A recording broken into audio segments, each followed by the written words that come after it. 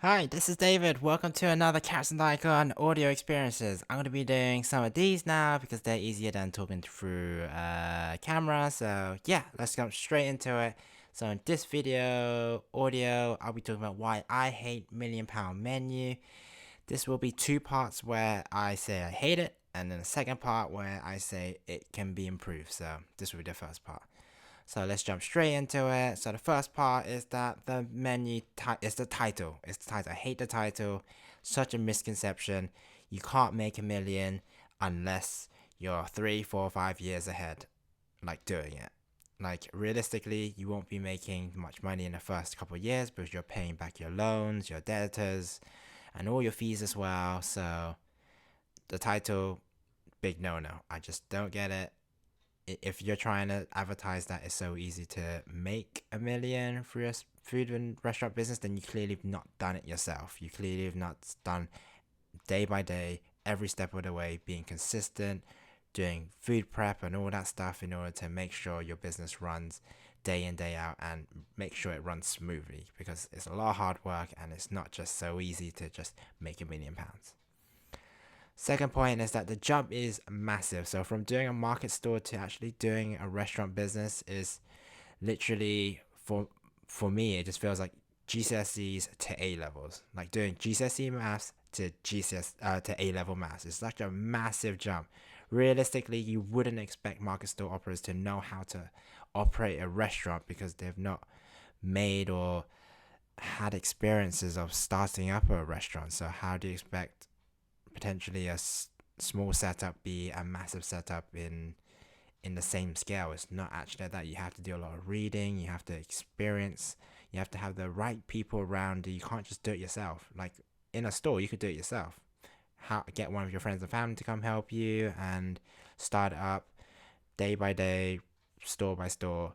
But when you have a restaurant, it's 24/7. It's literally, you might not even have a day off, and you're literally at the shop doing prep, shopping, cleaning, and all that stuff. So to jump from just doing stores to this, massive jump, and not a lot of people will realize it, but you have to have the right mindset and skill set in order to do it. Definitely having the vision helps as well, because then you know where you're going with it, but it becomes so hard when you don't have the right mindset, and then you potentially fall into a pit of not knowing what you're doing, and then it fails miserably, because then that's a lot of money gone, potentially invested into your restaurant or cafe business, and not a lot of people are ready for that. So it becomes harder for the investors as well, because they expect, I guess they expect those store people to have those relevant experiences, but they don't necessarily do. So I think that's why you see sort of less of the investors investing, because that's a lot of money to invest into unproven like people, or people that they've just met for 2 3 days, and now you're entrusting them with £500,000. So bit crazy. And yeah, the third point is that, is there a point waiting 1 hour to find out if the investor's going to come? Literally, it could be done in 5 minutes. There's no point need to, you're not really creating the nervousness less from the contestants waiting for an investor. You're just sort of wasting their time, and we're just kind of bored just waiting for it. If they wanted to come in and invest, they should just come in and invest. There's no point creating that extra pressure. It's not actually creating any pressure or any impressions on me indefinitely. It's just a bit crazy to see the contestants just like waiting for it, and their whole lives and dreams are pinned on in an hour's time where someone comes in. Bit silly. I don't like it. 5 minutes is done. In and out. It should be fine. Fourth point is that the investment is huge. So the contestants are asking for like 100,000, a quarter of a million, 500,000. Like these are fees that you probably need to in order to open up a restaurant or cafe business in like central London. Like 500,000 is, or like a quarter is definitely like that. But to ask for it, to investor to invest in a market store concept, or like potential unproven concept, is just crazy. It's crazy to think, and I think that's why there's not many investments going about during the show, because it's such high risk. You're potentially putting all your money and egg, or you're putting like a big sum of money into people that you've just met for a couple of days, that you just seen them cook a couple of times, and you have to be able to trust that they can make that money back with the very little experiences that they have. Massive risk. The investors are not dumb. They know that if they were to do it, they need to have proven track record, those who've worked in industry for a while, and that they could take on this huge challenge. So for these contestants, it's the dream. It's the dream just to have their own restaurant, have their own cafe, and to be able to make a living from it. But to pin all their hopes on someone else giving them the money, like, it's crazy. It's crazy. I would never do that unless it's like, unless you have families and friends who can help you, lend you money, and that you can pay them back slowly. That's more realistic, and that's how Captain Daikon started.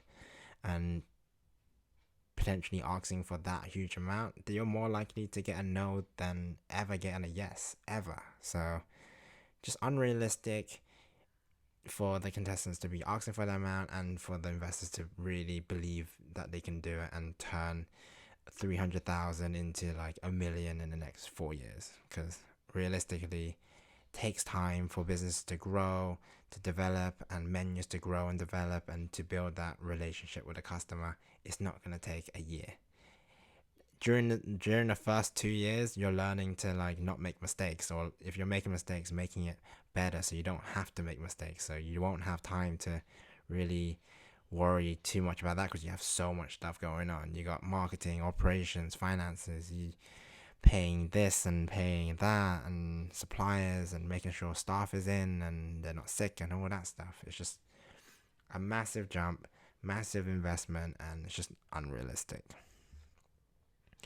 The last point, I think I touched upon it already, but it's the unrealistic expectations for the viewer. So the show makes it look like if you have a good food concept, then you're sure to be making £1 million if you start up your own restaurant. And that's, like I said, just not real. It's far from the truth. A lot of time, effort, money, craft, experience, and dedication is needed to get a restaurant started, and to make any restaurant a success. No doubt the market is just not easy to see on TV. There's a lot of people that think it's just, yes, we'll start it up, it'll be fine, and we'll be able to make a lot of money. But you have to think, in the beginning, you have to find a place, you have to pay for solicitors, accountants, decorators, architects, and all that stuff, and just like designers, and it becomes quite overwhelming, and you don't often see it as a viewer. You see the store people like put out the vision, and it's great for them to see their vision come to life, but to be like, oh, it's quite easy to do it, it's not quite easy to do it. There's a lot of craft and hard work and planning and organizing in order to get it to that stage. So for them to sort of make it look like, yeah, this is definitely a career that you can fall back on if you want to, but if you don't, then you don't have to.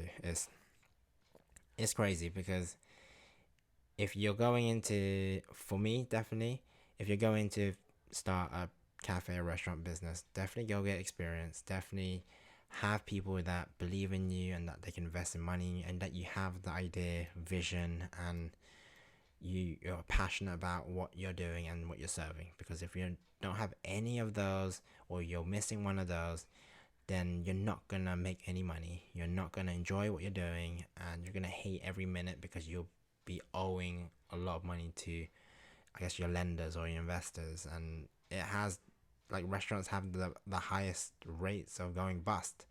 So to consistently think about the risk, and if you're whether you're gonna stay afloat day by day, it's just so scary. And the viewers need to understand, or just like people in general who are listening to this as well, that it's a lot of hard work. You need to put in the hard work and craft into it. But if you do, you can make a success out of it, and you can create something that is amazing, that you'll be recognized about, talked about, and shared with friends, family, and just like beyond where you're located as well. Create a real reputation, create a real brand as well, and it's such satisfaction. It gives you a sense of achievement of being able to do it. And if you have the dream, passion, and drive for it, no doubt do it. You just need to understand that this show is a bit crazy, and it makes you think it's super easy and it's super possible, but there's a lot of work behind the show that makes it look easy, but in reality stupidly hard. And just be wary of it. So yeah, so those are my points on why I hate my £1,000,000 menu. Definitely change the title. That's just stupid. So if you like this video audio, and the next one I'll be talking about how it could be made better, and it can be made better. It has so much potential. I love the show. I love the premises as well. It's just there's just so much stuff that I'm scared that people think it's just so easy, but it's just not. But you just need to be prepared for all the hard work, hardship, and all that stuff around it. But if you do, you're committed to it, you can make a success in the business, especially in hospitality too. It's amazing. I love it, and you meet so many amazing people, and you work with a lot of amazing people too. Cool. Like this video and subscribe to the channel. I've been David, and I'll speak to you next time. Bye.